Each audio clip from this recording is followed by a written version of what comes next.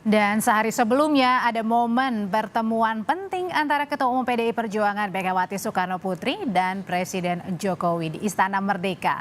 Dalam pertemuan dibahas berbagai persoalan termasuk pemilu 2024.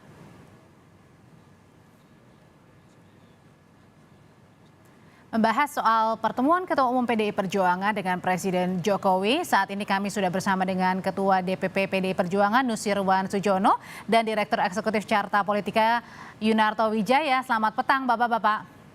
Selamat petang. Sambil menunggu Pak Irwan, saya ke Mas Toto dulu. Mas Toto, selama pertemuan 3 jam, Bu Mega dengan Pak Jokowi bahas pemilu, salah satunya bahas juga soal Capres. Iya, kita nggak bisa menduga ya, tetapi memang yang membedakan kan adalah sebelum pertemuan ini kita tahu ada pertemuan batu tulis dan biasanya kita bisa menangkap dari apa yang disampaikan oleh Pak Sekjen ya, dalam hal ini Mas Hasto. Dalam keterangan pers yang kita baca kan terlihat sekali ada pernyataan eksplisit dari Mas Hasto terkait kalimat mengenai masa depan politik. Lalu kemudian juga terkait politik menuju 2024. Jadi dan kita tahu juga semakin dekat waktu dibandingkan dengan pertemuan batu tulis dengan nanti pendaftaran di KPU, kita tahu dari kubu lain koalisi juga sudah terbentuk. Jadi tidak salah kalau kita menafsirkan bahwa pertemuan tadi berbicara juga mengenai pencalonan presiden dari PDI Perjuangan atau bahkan mungkin lebih luas berbicara mengenai nama dan berbicara mengenai koalisi seperti apa yang akan dibentuk. Dan kita melihat sinyalemen positif ya kalau kemudian berani diungkapkan ke hadapan publik bahwa ada pembicaraan mengenai masa depan politik 2024. Artinya kalau mau dilihat secara implisit mungkin sudah ada sebuah kesepahaman. Dan tadi menarik tuh berita Kompas sebelumnya memperlihatkan Ibu Mega datang di acara ulang tahun perangkat desa. Di situ ada juga Pak Luhut ya. Kalau kita tahu pro dan kontra atau kemudian isu yang berhembus terkait dengan hubungan baik Ibu Mega dengan Pak Luhut, naik turun hubungan antara Pak Luhut dengan Ibu Mega, Pak Luhut yang sering dianggap inner circle dari Jokowi, tampil bersama-sama di atas panggung menurut saya juga sebuah sinyalemen. Selain kemudian jadi ini adalah sinyalemen positif ya, mendekat ke arah-arah soal sudah makin mengkerucut namanya ya. Mas Toto, saya mau nyapa juga ke Pak Irwan nih. Selamat sore Pak Irwan. Selamat sore, mohon maaf ya. Nggak apa-apa. Pak Irwan, jadi pertemuan selama 3 jam, 2 jam katanya tatap muka aja berdua sama Pak Jokowi dan Bu Mega. Jadi di situ isinya semakin memantapkan nama Capres PDIP. Oh itu kan katanya Mbak. Jadi, jadi kalau Ibu selalu berkomunikasi dengan kader-kadernya pada setiap posisi yang ditugaskan, baik kepada para menteri maupun para kader yang lain yang ditugaskan di berbagai penugasan. Dan itu setiap periodik tentu bisa saja dilakukan. Ibu akan berkomunikasi, akan memberikan pendapat, masukan, dan catatan. Termasuk juga dengan nama Capres. Kalau ya itu bisa saja ya tergantung beliau yang menyampaikan ya. Dan saya tidak ikut di dalam pertemuan tersebut.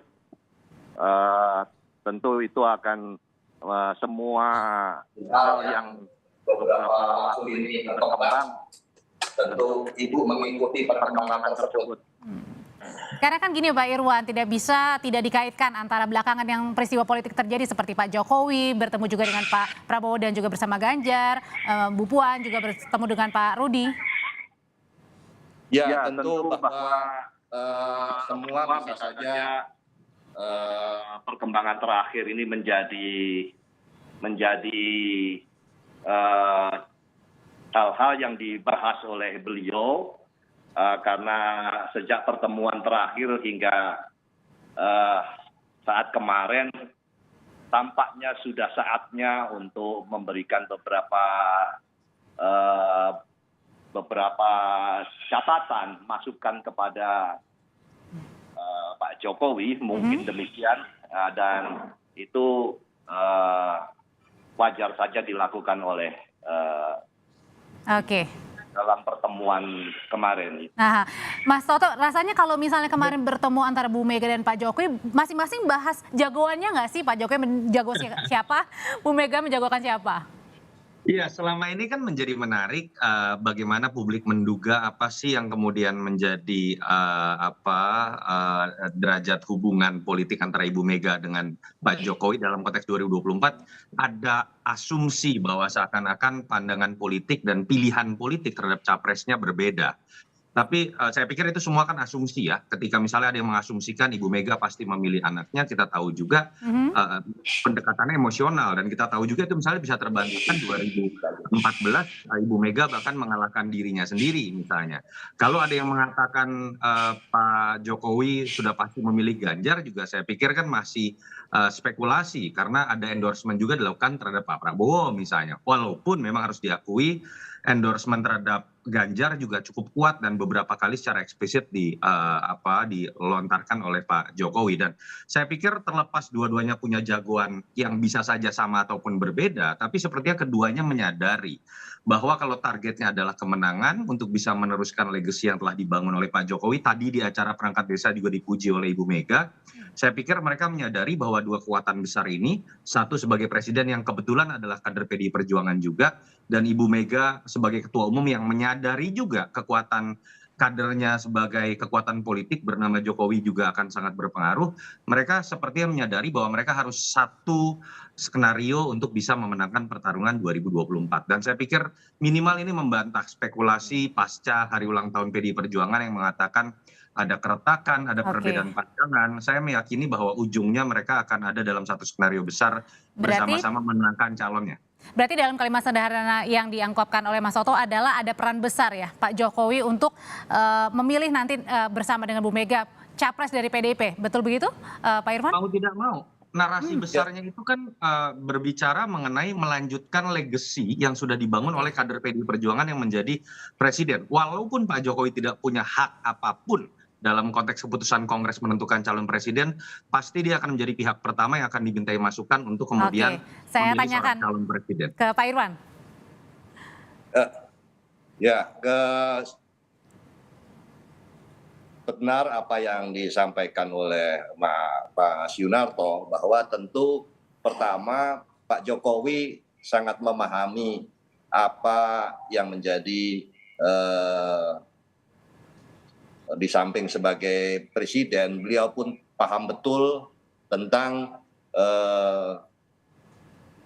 ketentuan atau internal di PDI Perjuangan karena beliau adalah kader dari kami dari PDI Perjuangan dan Ibu Megawati seperti apa harus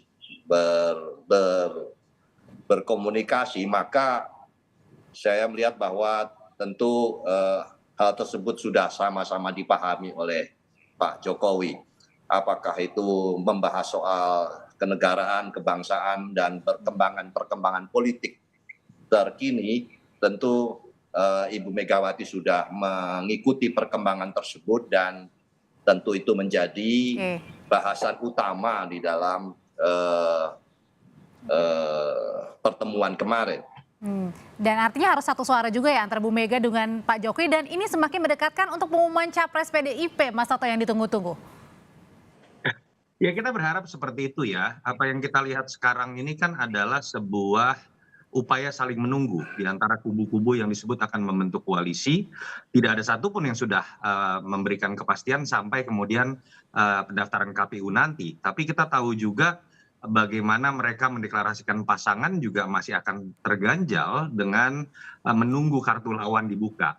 Dan kita tahu salah satu yang paling ditunggu adalah PDI Perjuangan karena mereka bisa sendirian untuk mencalonkan kadernya sendiri, tapi juga ditunggu juga apakah kemudian akan bergabung dengan partai lain tidak. Dan Sekjen sepertinya dalam beberapa statement sudah mengindikasikan akan merangkul partai lain dalam membentuk koalisi. Jadi semakin cepat PDI Perjuangan memastikan siapa yang akan menjadi capresnya dan koalisi yang akan terbentuk, saya pikir partai-partai lain juga akan semakin cepat membentuk Baik. koalisinya. Waktu yang lebih lama akan kita dapatkan dalam konteks pendidikan politik untuk melihat siapa calon yang lebih baik. PDIP bisa memperjuangkan sendiri untuk capresnya, tapi ada kemungkinan tadi ya untuk menggabungkan bersama dengan partai lain. Terima kasih Mas Yunarto Wijaya, Direktur Eksekutif Carta Politika, dan juga Terima Pak kasih. Nusirwan, Ketua DPP PDI Perjuangan. Saya selalu Bapak-Bapak. Terima kasih.